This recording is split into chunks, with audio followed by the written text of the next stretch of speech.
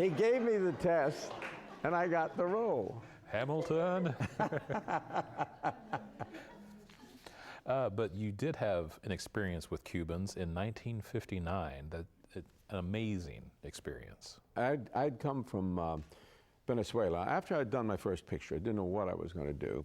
And I'd been raised with some of the South American boys from Cuba and from Venezuela, and they invited me to come down. The Venezuelans had come down. I wanted to be a bullfighter then. That was my moment. And I had this days of studying bullfighting. I got involved with this most incredible girl who was Miss World there, and then all was told one day I should leave the country as fast as I could because she was the girlfriend of the president. Even then, I knew the right thing to do. And I was being told to get out. So I left, and as I was leaving, I got this telegram which said, we're offering you a 7-year Yellow Dog contract, they called it, at MGM with Vincent Minnelli, starring in a movie with Robert Mitchum, George Peppard, called Home from the Hill.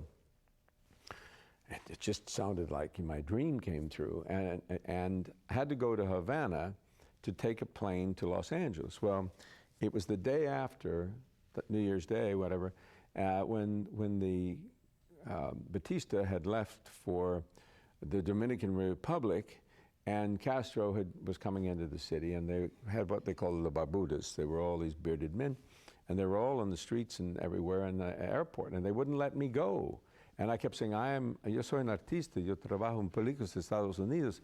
And after the guy saying, por favor, siéntese, no habla nada, por favor. I just looked at the guy, and finally I said, yo soy un artista, yo trabajo en películas. Artista? Yo soy un artista también. He said, I'm an actor too. I said, really? I said, where? He said he had worked as an apprentice at the Hyannis Playhouse. How do you get this luck? He said, I'll help you. He got me on the next flight out of Havana to Los Angeles. Then only as I got to Los Angeles, I read where I'd been and what was going on. And I went back and went under contract. And not only important political associations with Imelda Marcos, Mandy Rice Davies and such, but you've had your run-ins with royalty as well, including the former Queen of Iran. What was her big interest in life? Well, she was an extraordinary character. She had not bared children for the Shah of Iran. And it was like humiliation for her, and she was sort of told to go into the world and find what she wanted to do. Well, what she really wanted to do was be an actress. And she had a German accent. She was raised in Germany, I guess. And she talked like this. She said, you know, all she was interested in was acting. And I saw you in a movie. It was the most awful movie and a terrible TV show. And she said, there are only 2 actors in Hollywood for me, you and George Nader. So we have dinner, George Nader and Queen Soraya and myself, and she said, you know, I would like you to drive me down to Palm Springs because I've been invited to stay there, and there are chaperones and everything. Would you like to go? I said, sure, I'd be happy to do that. So I had a Bentley, and I'm 19 years old. I'm driving the Queen of Iran, the Empress of Iran, and we stop at a little place to have coffee. And she's talking about acting all along, and she's talking about like Route 60, one of these shows that was hot at the time. It wasn't hot, it was just a bad show. And she was impressed by all these things because in Iran, they'd see your movie, your first movie 30 years later. And so we stop at this place, and all of a sudden, like 20 people throw themselves down on the ground, and they're all Iranian. And there was a little pocket near Palm Springs with these Iranian. And I said, why would you want to be an actress when you have that kind of adulation? She said, it's not amusing. Please stand up. So we got to Palm Springs, and she said, do you know old Blue Eyes? I said, Blue Eyes? I said, you mean Frank Sinatra? Yeah, he invited me to dinner, but he's too old for me. I said, you told Frank Sinatra that he's too old for you? Yes, I told him. I said, you didn't tell him who you were with, did you? She said, well, I mentioned it was an actor, George Hamilton, my favorite. I said, oh, it's very nice. So I stopped at a little restaurant called Ruby's Dunes. We go in, I ask for a bottle of champagne, the best they had, and the man says to me, you have to have identification. I said, this is Iran, just bring the champagne. He said, I'm sorry, if you don't give us your identification, you have to leave. I thought, what? Just bring it to her then, but bring me a bottle. Wouldn't do it. So I had to get up, and I turned to her, I said, they don't have the year that I like. We're walking out, and I hear, You Make Me Feel So Young being sung on the piano, and I look over, and it's Frank Sinatra sitting in the restaurant. He saw me, he had the guy come card me to throw me out, and he's singing You Make Me Feel So Young. So the next day, he was a killer.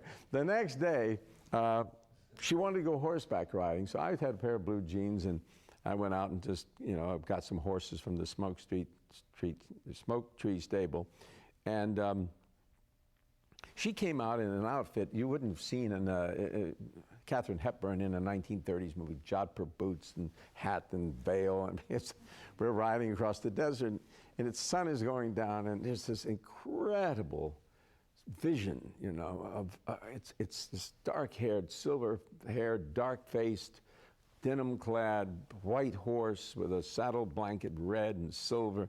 It's Cary Grant. Well, Cary Grant, which very few people know, was the father of lysergic acid, of LSD. Everyone says Timothy Leary. It was Cary Grant, because he was using it for his problems and for his psychoanalysis. So he comes riding up, and she's just, this is a movie star, a real movie star, not George Hamill and George Nader. This is Cary Grant. She says, oh, that's Cary Grant. I said, he came in, he said, hello, George. I said, hello, Cary. He said, it's interesting, isn't it? I said, well, he said, well, everyone sings Shine On Harvest Moon, but he said everyone's going to the moon, and they're singing Shine On Harvest Earth. He turns on, he rides off, and she said, oh, he's brilliant. I said, no, he's stoned.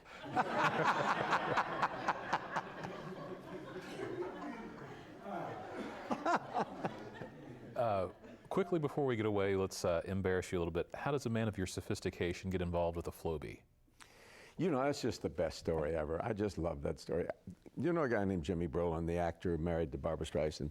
He has perfect hair, and it's always spiky, short, and gray. And I said, God, your hair looks good. How'd you do? He said, I use a Flowbee. I said, what's that? He said, well, it's one of these things they sold back in the 60s. You attach it to your vacuum cleaner, it sucks up the hair and cuts it all evenly. I said, I gotta have it. Nowhere could I find it, only on eBay. I buy it from like a sheep herder somewhere up in Montana, $40, and I waited 2 weeks to get it, and I'm going out to dinner with my ex-wife, and I didn't want her to know how vain I was, and I said, I see it, and I go, oh my God, it's here. I said to her, why don't you go on, I'll just stay here. Well, she had 2 dogs she loves. One was Lolita and Snoopy, and Lolita is this Mastiff, and Snoopy is this Doberman. So she goes out, and I get the Flowbee, attach it to the vacuum cleaner, put it in my hair, and I find that it's just great. Now I think to myself, before I do any more, I better try it on the dog. Start up the back of the dog, and the dog starts to growl at me.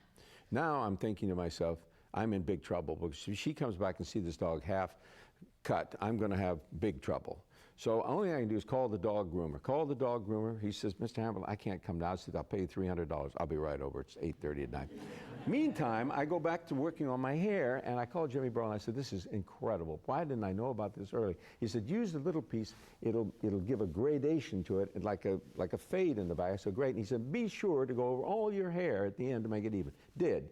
And I went all over the hair, and I looked in the mirror, and I had yanked out hair, this little, next to this piece, I looked like a Holocaust survivor. And I was just panicked. I had 3 drinks. The groomer came, and I said, what am I going to do about this? And the groomer said, Mr. Hamilton, forget the dog. You better come into the truck. He took me in, shaved my head, because there was nothing else he could do, and I was so upset about the dog, because he'd been cut, but he straightened it out, I thought. My ex-wife comes home. I'm standing at the door, drunk out of my mind, with tears in my eyes. She doesn't even look at me, looks past me, says, what the hell happened to the dog? Ladies and gentlemen, George Hamilton.